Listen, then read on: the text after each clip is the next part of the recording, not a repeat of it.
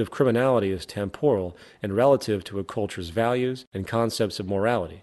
Only 600 years ago, certain indigenous cultures around Mexico engaged in mass human sacrifice, often killing thousands at a time. Was this criminal activity? To us, perhaps, but to them it was accepted social custom. What about the generations and generations of accepted slavery? Is a criminal someone who steals food in order to feed his or her starving family? The bottom line is that there is no concrete scientific evidence that really supports the notion that any of our behaviors are strictly the result of our genetics. The notion of human nature is largely mythological. It stems from primitive religious dualities that the human is good or evil inherently. The pursuit of people who seek the gene or the like, which is supposedly the cause of a particular behavior, is essentially a form of superstition. It is like a person being possessed by demons, which control their actions. The fact is, while neurochemicals and physiological traits set propensities for a person's reactions and social gravitation, it is the environment that really creates our values and behavior. There is no fixed, predetermined human nature. Our values, methods, and actions are developed and derived from experiences. A Chinese baby taken at birth and raised in a British family in England will develop the language, dialect, mannerisms, traditions, and accent of the British culture. The bottom line is that our behavior is based upon what we learn, coupled with the biosocial pressures that we must deal with in order to survive. As far as society today, the most fundamental condition for offensive behavior is derived from the monetary system. As expressed before, the monetary system perpetuates corruption, stratification, scarcity, and insufficiency. So-called decency cannot exist in a world of competition, wealth imbalance, poverty, and deprivation. The despotic behavior we see in the world today is not the result of ingrained genetic forces. It is essentially a result of years of scarcity and competition. The legal system. In response to this, society today attempts to control people by way of threat, using laws. Laws are nothing more than patches which do not address the root causes of behavior. If a person is arrested for stealing, very little thought is given as to why that person chose to steal to begin with. Rather than consider the root causes, society today takes the easy way out and often removes the so-called criminal via prisons. The source of any so-called crime is really society itself. There is no such thing as a criminal. As repeatedly expressed, the monetary system generates corruption by its very construct. As the Merva and Fowles study presented previously clearly shows, socially offensive behavior is directly related to the socio-economic circumstances. The great majority of people in prisons come from deprived socio-economic positions. Therefore, if we want to alter the behavior of people, we have to alter the social conditions. We want to design out the flaws.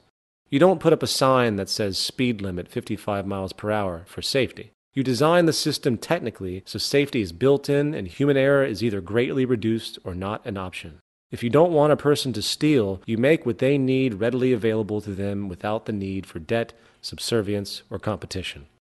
With the progress of technology today, we have the ability to create a new social system that can allow all people access to the necessities of life without a price tag, debt, or servitude. This will have a profound effect on the way people treat each other and interact in society. A staggering drop in crime would be the result, for most crimes are monetary related. Furthermore, for those crimes that might occur, such as a person who kills another out of jealousy, they would not be treated as a criminal, but rather as a sick patient. Society will understand that people are products of their environment, and rather than condemn the person to a cold, concrete cell, social scientists, psychologists, and sociologists will heavily research the cultural causes that generated the killer's behavior and consider those conditions that need to be altered, often through education. In conclusion, since antiquity, great religious and secular philosophers alike have constantly advocated peaceful, unified ideals for humanity.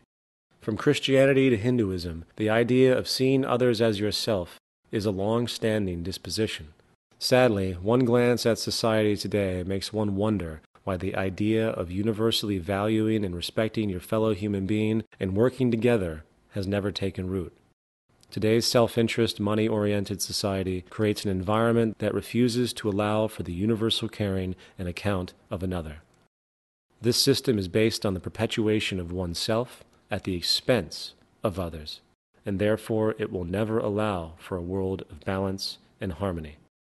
The fact is, it is time to stop praying, stop wishing, and stop blindly talking about our supposed humanistic and religious ideals and actually work to make them happen.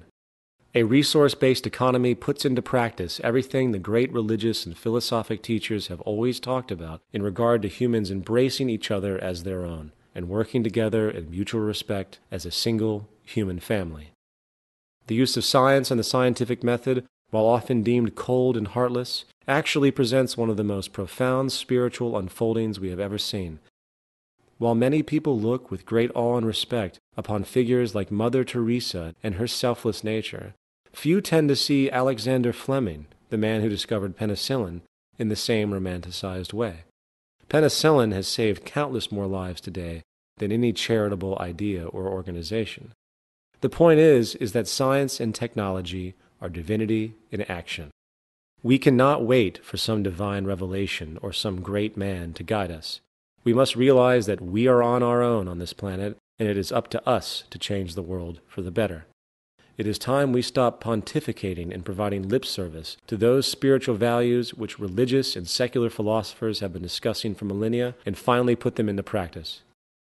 Science is the tool for this functional spirituality, and if we work to apply its methods for the betterment of civilization itself, we can reach the spiritual goals we have sought since antiquity.